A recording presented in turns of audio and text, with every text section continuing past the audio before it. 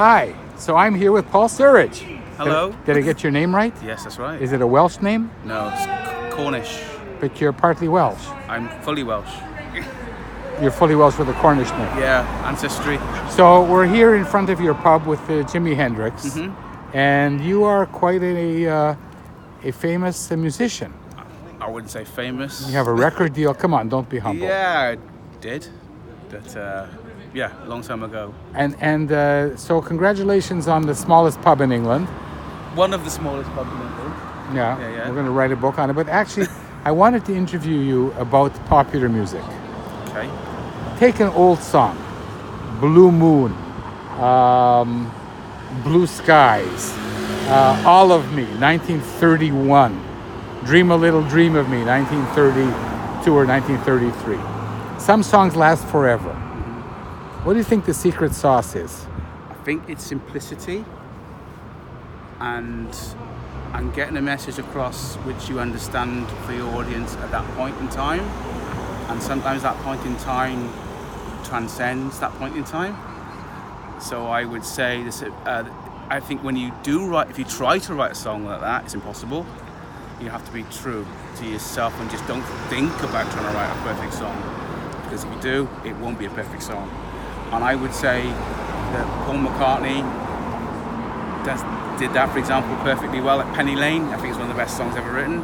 And Eleanor Rigby is a song about somebody you don't know, but when you've finished it, you think you do know. And that stays. So a perfect pop song or a time. No, so these are very good choices because Yeah. we never talked about it. I teach Eleanor Rigby in my Yeah. courses. It's a special song. It's one of I think the most perfect pop songs ever written. Not pop songs, But songs. Eleanor Rigby went on to an LP. It went on to Sgt. Pepper, right? Yeah. If I'm not mistaken. Was it? Might have been. I can't remember. Well, one of those. Yeah. But Penny Lane really didn't go on one of their famous No, LPs. it was supposed to be on. It was supposed to be on. Penny Lane was supposed to be on Sgt. Pepper's. Yeah, but it wasn't. They put it on a single. They did a single with Strawberry Fields. Yeah. And they were angry the record company made them do it. But it's a shame because it would have been the most even more perfect record. But it doesn't matter what genre the music is. But Paul, you picked two Beatles songs. I didn't ask you to pick Beatles songs. I think they're a good example of simplicity without overthinking, and it's also storytelling. So we remember songs, I think, because they embody us. And if it's about a subject we don't know about, then why would I care? Even about a young lady who died lonely in a grave that nobody visits. But like you think, oh yeah, you like a good movie, you know, like Casablanca or something. You weren't there, we don't know. Is that your favorite movie? I've never seen it. Oy vey. I've never seen it. I got to take you sometime. My new friend, Paul Surridge, ladies and gentlemen.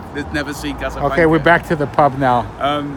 So I think, country music's good at it as well. I think country music is a good example of telling a story, like Jolene, for example, where you feel for her.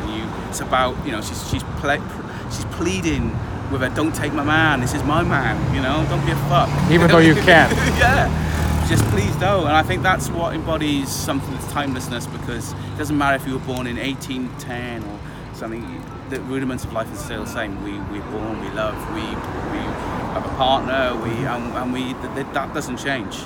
Okay, but Antigone, back in your pub. So you're talking about the importance of story. Yeah. And I agree with you.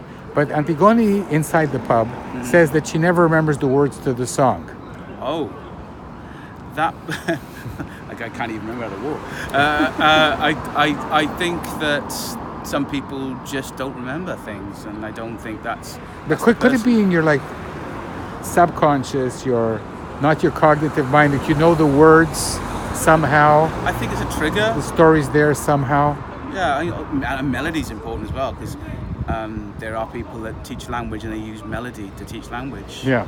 And then you get rhythm going, and you remember that part of them, and I think that's a good song if you remember. Yeah, in my course, there's 30 parameters that we analyze, but among them, I think the story is the most important.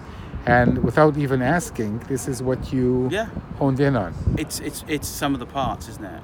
And you could take, say, AC/DC, Yeah. Back in Black, for example. which is the second biggest albums in the world ever. And people don't realise that, but it's successful because it's simple. And I think as soon as you start to mess about with it and try to be clever, then the public's not fooled because everyone just wants. So a simple story that people, but the story can also be in the melody. Yes, exactly. And sometimes the story doesn't matter. So Billy Joel is good at this, for example. Yeah. So he'll take, I mean, Piano Man is. We know he's in a bar and and you feel him, but then because he's successful, he's reflecting on it, and then there's people like even bands like ELO will take a little simple story, and then all the Sex Pistols. The Sex Pistols is more social commentary. So there's a line from I know a girl from Birmingham, she just had an abortion, and it's like, whoa, that's like a really big opening line. But it's just, oh wow, yeah, now you remember that. So I think it's the story can be, it doesn't matter what your social background is, it doesn't matter where you're from in the world, if you're from Argentina, you're from France, if you're from Wales, if the story reflects, embodies you, but the ones that are across the world, it doesn't have to be. You don't have to know that person. If I was going to choose a songwriter, I would say is the one that. Well, you chose McCartney, didn't you? I think McCartney's a brilliant tactician, songwriter. He's clever. He knows. He's great with melody. Lennon was more lyrical. McCartney was, and when the Beatles split, you could see. He went, I know who the clever guy is. I think Lennon. Probably disagree with me, but I think Lennon winged it a little bit. But well, I never met you before today, but I tend to agree. But you got people like Billy Joel, who's our isolation writer, and he said, "I can't write any more songs. I'm done." Yeah. And at least he knows that, and I sort of value those people because they know when to stop, and they know I'm not doing it. As opposed to us, we never know when to stop. No, if I write something, I never sit down and write about something. Well, you're still under license, so you have to write. Yeah. But I wrote something the other day, and I didn't know what I was going to write about, and a trigger will do. Okay, I'll write this about social media, or I'll write this about.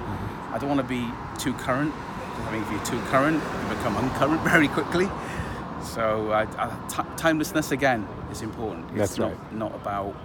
It's not about writing for you now. It's about writing for you and the when. I suppose if that makes any sense. But, and I think country music's good for that because it's always the timeless thing. It's about hurt. Why does the sea rush to shore?